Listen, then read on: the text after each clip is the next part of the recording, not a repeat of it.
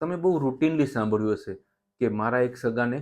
ચોથા મહિને એટલે કે પ્રેગ્નન્સીના ચોથા મહિને ગર્ભાશયના મુખમાં ટાંકો લેવો પડ્યો હતો. તો કેમ લેવો પડે છે અને એનું કારણ શું અને એ કયા મહિને લેવો જોઈએ? તો ગર્ભાશયના મુખ ઉપર ટાંકો એવા જ દર્દી કે એવી ગર્ભવતી સ્ત્રીમાં લેવામાં આવે છે જેનું ગર્ભાશયનું મુખ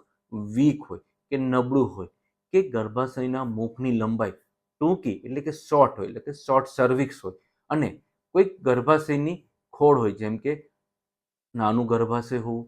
કે ગર્ભાશય બે ભાગમાં વહેંચાયેલું હોય કે ગર્ભાશયમાં પડદો હોય, અને આવા કેસમાં અધૂરા મહિને ડિલિવરી થવાનું ખૂબ જ શક્યતા રહેતી હોય છે. તો એ ના થાય એના માટે ગર્ભાશયનો ટાંકો લેતા હોય છે. ઘણા રેર કેસમાં અમે ટ્વિન્સ બાળક હોય કે જેમાં આપણને એવું થાય ટ્વિન્સ કે ટ્રિપલેટ એટલે કે 3 બાળકો હોય, તો એવા કેસમાં પણ વહેલી ડિલિવરી થવાની શક્યતા રહેતી હોય, અને કોઈકને આગળની હિસ્ટ્રી હોય કે આગળની 2 કે 3 ડિલિવરી ત્રીજા મહિને, 5મા મહિને, 7મા મહિને, અધૂરા મહિને ડિલિવરી થવાની શક્યતા રહેતી હોય, એવા કેસમાં અમે વહેલો ટાંકો એટલે કે ત્રીજા ચોથા મહિને ગર્ભાશયના મુખ ઉપર ટાંકો લઈ લેતા હોય છે, જેથી એ બાળક 9 મહિના સુધી ખેંચી શકાય અને પૂરા મહિનાનું બાળક આવી શકે. Thank you.